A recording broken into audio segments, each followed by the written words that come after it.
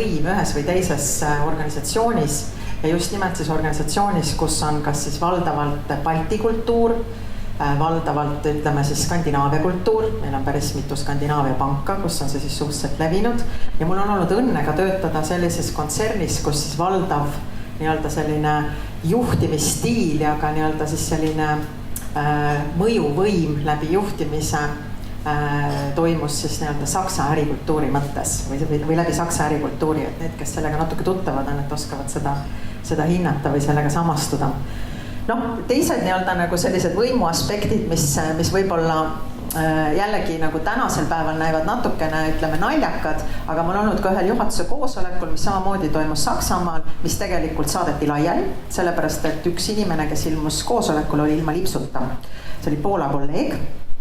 Ja see täna, kui ma seda nagu jutustan, siis see tundub, et issand, et kas tõesti selliseid asju tehakse, aga tõepoolest juhatuse esimest tuli ruumi ja ütles siis sellise lause, et I can see that we are not all equipped for the meeting dismissed.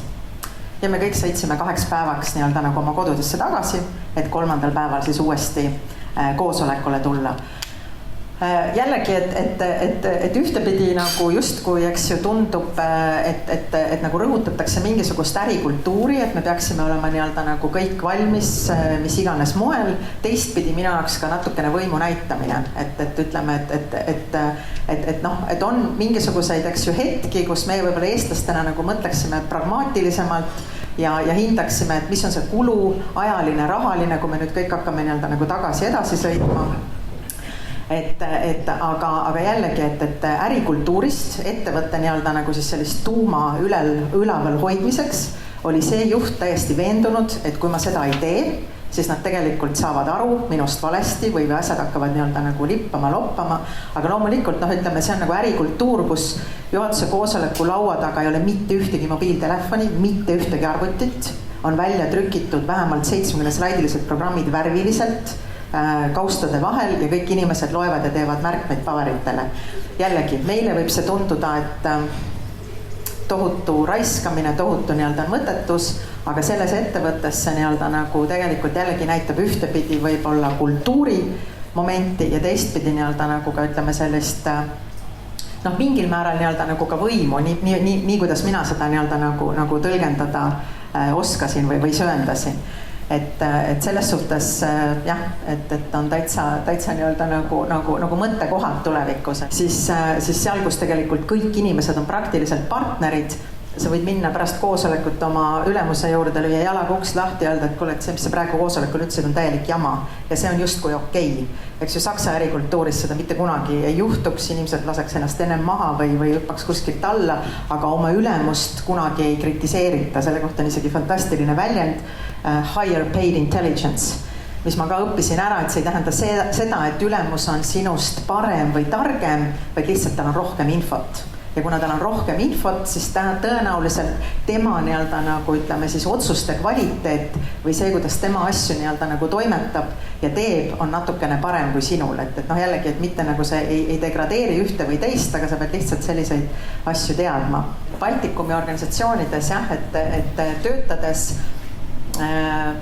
see võimu küsimus on meil 3 rahval väga erinev ja üldse nagu juhtimisstiil, et mina olen ära õppinud selle, et Eesti juhtimisstiiliga ei ole võimalik minna lätlasi ja leedukaid juhtima. Õnnelikud on need organisatsioonid, kes on suutnud luua sellise kultuuri, mis on nii-öelda rahvustest ülene. Seda praegu teevad väga hästi startupid. Tehakse nii-öelda nagu selline, ütleme siis nii-öelda meie asi, mis ongi nagu meie asi, et millesse me kõik usume ja millest me saame aru. Aga viis, kuidas võib-olla ütleme minusugused siis sellised 40-50 aastat vanused juhid nii-öelda nagu asjadele lähenevad, et hakkame nüüd Leedus tegema ajurünnakuid ja ootame nii-öelda nagu inimestelt ideid. Ei pruugi alati töötada, kui teie tiimis on inimesed, kes on vanuses 50+. Olen ise juhtinud müügiorganisatsiooni, circa 1000 inimest. Minu alluvuses oli 40 piirkonna juhti Leedus, endised kolhoosi esimehed, kes kirjutasid mulle nii-öelda nagu kohe sükse üleskutse peale, et pakkuge välja ideid. Kirjutasid mulle väga ilusa petitsiooni, kuhu nad kõik ilusti alla kirjutasid. A või što Marika predlagaiti? Nii-öelda nagu andes mõista, et tegelikult nagu juht peaks andma nagu sellise sellise nagu suuna ja õiged vastused ja ma sain nii-öelda nagu suhteliselt kiiresti aru, et isegi kui inimesed pakuvad ideid, siis nad ikkagi nii-öelda nagu ütleme jällegi nagu siis oma sellest kultuurilisest taustast tulenevalt ootavad, et juht ütleb, et jah, me läheme kas paremale või vasakule või jah, me teeme neid asju sellepärast, et selles suhtes nii-öelda nagu jah, et Leedusse minna ja hakata võib-olla jah kultiveerima sellist väga põhjamaist nii-öelda nagu lähenemist, kus kõik on justkui võrdsed, et võib-olla nii-öelda nagu tasuks läbi mõelda, et nemad vahest viskavad nagu selliseid Nordic nalju meie suunas väga hästi. Praegu on väga hea aeg tegelikult üks nali rääkida, mis ma kuulsin, mida lätlased räägivad eestlastest. Kas te teate, miks eestlased räägivad puudega? Sellepärast, et põõsad räägivad liiga kiiresti. Et igal juhul nii-öelda siin on nagu kaks momenti, et ära tabatud meie siis nii-öelda looduslembus pluss siis see, et lätlaste jaoks me oleme nagu ülimalt aeglased. Ja rääkides lätlastest on tegelikult selline, ütleme, et minu isiklik kogemus on, et lätlased on justkui nagu sellised vahemehed, aga kui läheb otsustamiseks ja eestlased ja leedukad on eriarvamustel, minu kogemus on alati olnud, et lätlased pagan lähevad leedukatega. Ma ei tea, kuidas, aga nad isegi võivad nagu noogutada ja saada aru ja isegi nagu mõista, et võib-olla üks või teine asi oleks nagu kasulikum, aga millegipärast on nagu kisub rohkem nii-öelda nagu sinna lõuna poole. Ehk lätlased on väga hea tööriist tegelikult veenmaks leedukaid nii-öelda nagu üle tulema ühtepidi, et selles suhtes nagu jah, et Läti selline vahepealsus, aga teil on kindlasti nii-öelda nagu paremaid näiteid, aga Läti jah, vahepealsus on selles suhtes ühtepidi nagu õnnistus ja teistpidi nagu õnnetus.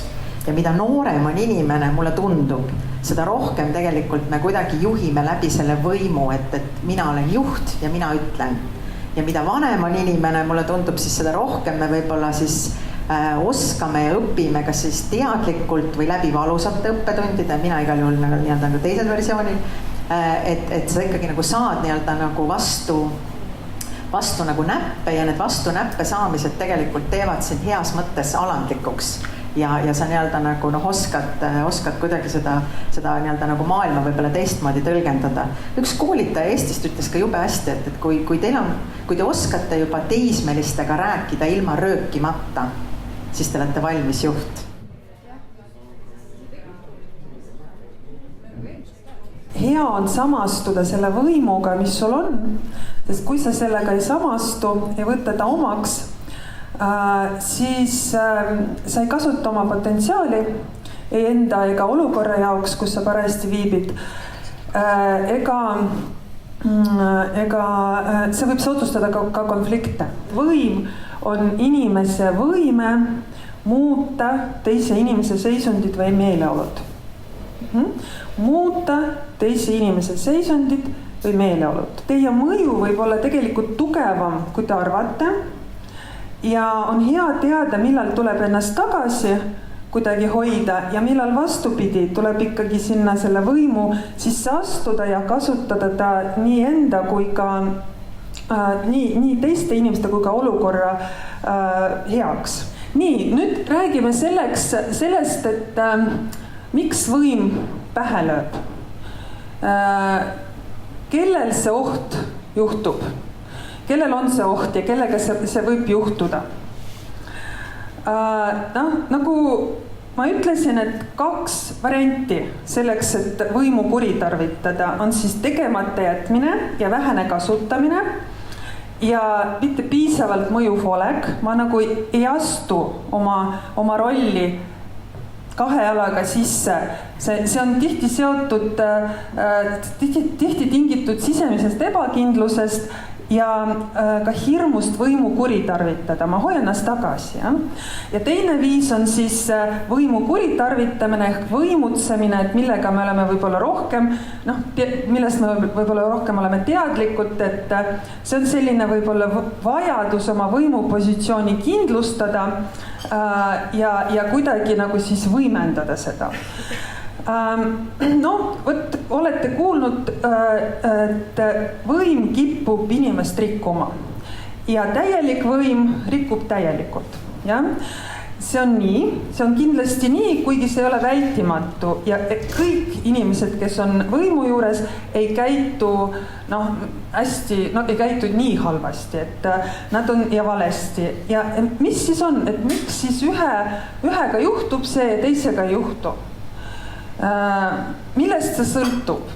Ja selleks on mitu teooriat. Praegusel ajal on olemas 3 teooriat, mis ütlevad, et üks on siis nendes on olukorrapõhine, siis teine on eelsodumuspõhine ja 3. on psühhosotsiaalne teooria.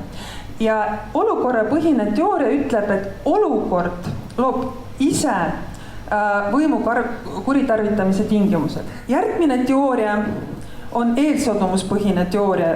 See teooria ütleb, et jah, et psühhopaatiliste isiksuse häiretega inimesi tõmbab juhi rolli poole. Et juhtide seas pidi siis neid rohkem olema kui mittejuhtide seas. Et kes need siis selliste psühhopaatiliste joontega inimesed, kes need on? Nad on siis sellised domineerivad, nad on solvavad, nad on hästi oma sellise eesmärgi poole pürgivad, nad on kontrollivad ja nad võivad olla ka väga-väga karismaatilised, väga sellised meeldivad. Ja et nemad kasutavad siis oma seda võimupositsiooni selleks, et rahuldada oma kontrollimise ja domineerimise vajadusi. No, see võib nii olla. Kindlasti see nii on, aga ma arvan, et see dünaamika ja see nende arv ei ole nüüd nii suur, nagu nad kõik juhid ka ei ole nüüd psühhopaadid. Ja selles ma olen väga veendunud. Selle tõttu meeldib mulle see 3. teooria kõige rohkem, et see on see psühhosotsiaalne teooria, mille üheks esindajaks on ka seesama selle raamatu autor Dachel Keltner. Tema siis koos neuroteadlastega, teil oli eelmine kord, just te ajust rääkisite, et midagi toimub meie ajus. Võim teeb midagi meie ajuga. Ja mida ta siis meie ajuga teeb? Meie ajus ta avaldab mõju teatud spetsiifilisele aju neuroprotsessile, milleks on peegeldamine. Ja peegeldamine on empaatia aluseks. Mis on empaatia? Et ma oskan ennast panna teise inimese olukorda, tunda, mida ta tunneb ja arvestada sellega. Juhtidel lihtsalt, et inimestel, kes on nagu suure võimu juures, pidi see piirkond ajus olla nagu kahjustada saanud. Et põhimõtteliselt nad ütlevad, et see on nagu ajutrauma. Ja see samamoodi, et see lihtsalt juhtub meiega. Ja asi on selles, et võim ei ole ainult fakt. Võim on ka tunne. See tähendab, et kui ma ei tunne oma võimu, siin on see koht, et mul on see võim, teised näevad, et mul see võim, et mingid parameetrid, mingid linnukesed, mingisugused faktid ütlevad, et tal on võimu, aga ma ei tunne seda võimu, ma sisemiselt ei samastu sellega. Ja kui ma ei tunne, et seda enesekindlust mul ei ole, ma ei tunne ennast psühholoogiliselt tugevana, siis ma kipun toetuma nendele välistele mõjuvõimu komponentidele ja ka kuritarvitama neid. Ma kasutan neid selleks, et oma mõjutunnet suurendada. Võt siin on see, et lastega ja teismelistega Marika rääkis, et millal me häält tõstame tavaliselt? 17. Just, jah. Mis toimub meiega 17. korral? Meeleheide ja veel?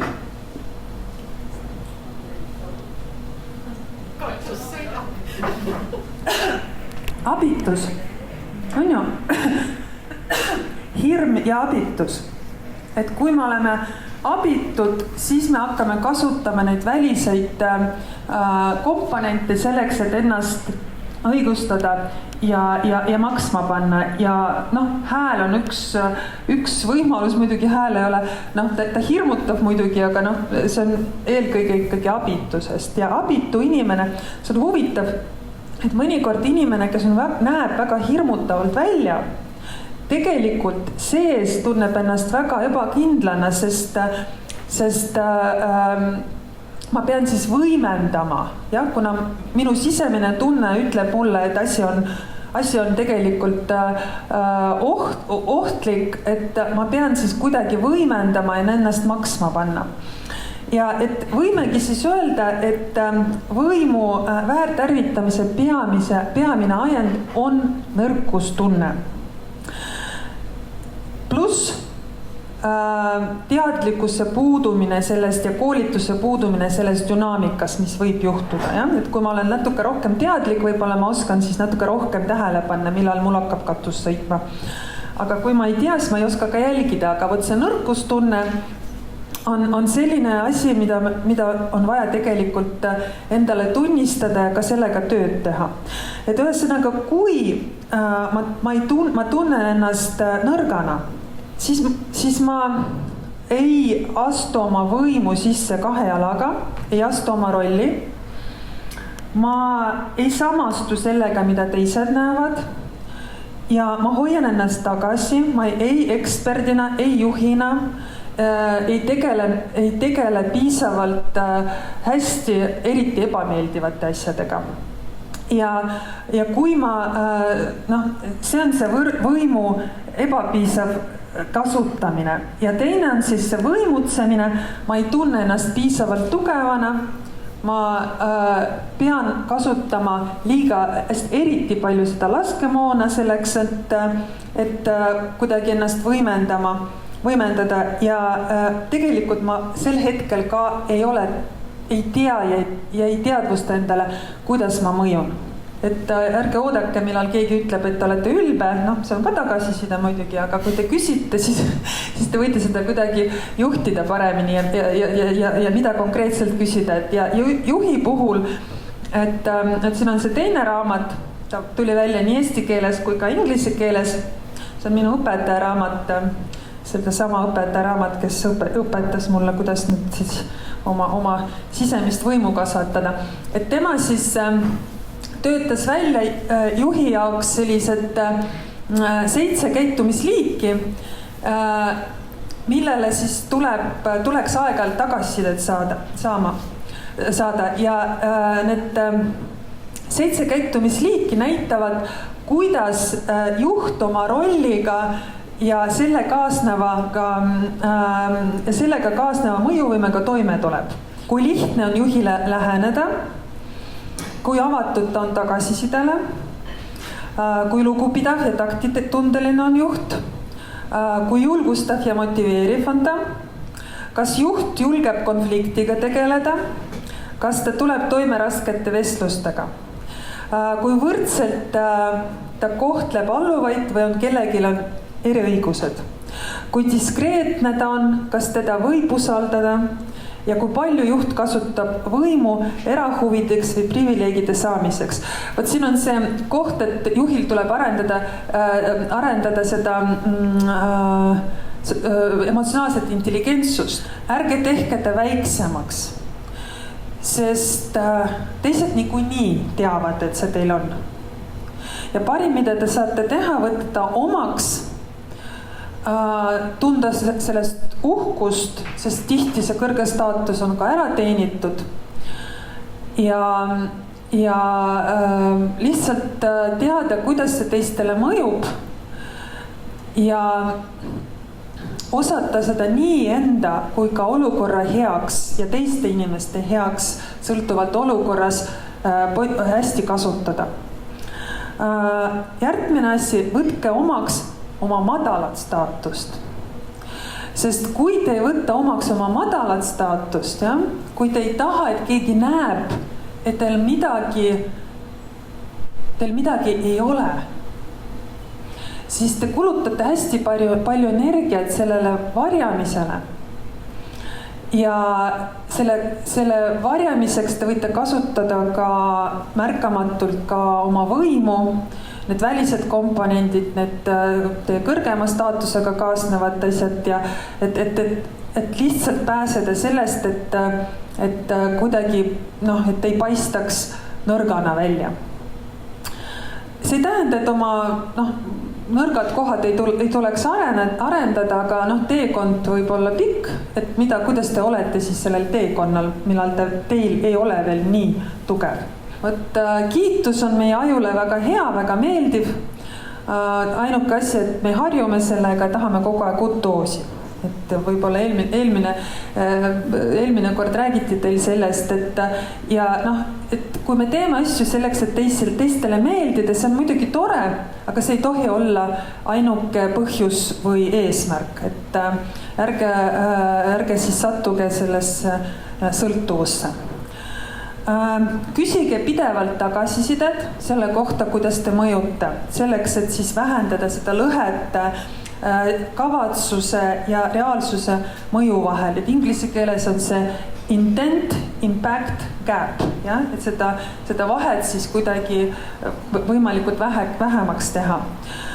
Uuendage oma luba juhtida, sest ega see, et teil on juhi roll, see ei tähenda automaatselt, et teil on legitiimsus. Et legitiimsus annavad teile teie inimesed ja teie inimesed ikkagi vaatavad tervikuna, mis inimene te olete, kuidas te võimuga toime tulete. Võimu on võimalik ja peakski kasutama olukorra teiste selliseks aitamiseks ja jõustamiseks. Ja võimu abil on võimalik maailma muuta. Et ärge häbenege ta, lihtsalt kasutage ta hästi. Victoria, sellega me sina ütlesid, see pani mind päris mõtlema, et kui juht, ma saan õigesti aru, või ma lihtsustan, et kui juht kaua aega töötab juhina, siis ta peas tekib mingisugune hälve, tema ajus tekib mingisugune imelik protsess, temas kaob ära peegeldumisvõime ja tegelikult seos sellega ka empaatia. See on oht olemas, jah, oht on olemas, jah. Ja mu küsimus on otseselt seotudki sellega, et kas sellest me võiksime järeldada, et inimesed ei peaks pikka aega juhina töötama? Ma arvan, et see vastus on selles, millest ma rääkisin, et tuleb viibida ja tuleb pidevalt tekitada endale võimaluse, et sa viibid erineva staatusega rollides. Et sa oled mõnes kohas ka algaja. Et mõnes kohas sa oled see, kes ei tea midagi. Ja see ei pea ainult olema seotud sinu erialaga, vaid see võib olla seotud mingi muu asjaga. Mine õppi midagi, mine alusta nullist. Ja see väga värskendab, kus on kohe tekib tunne, et mis tähendab olla siin. Ja kui minu ees on näiteks keegi prof, on ju, et mida mina vajan, et mida mina selles positsioonis märkan, mida ma sealt ei märka. Et see on see oluline, et sa see on selline hügieeni küsimus, et sa natuke hoiad ennast värskena.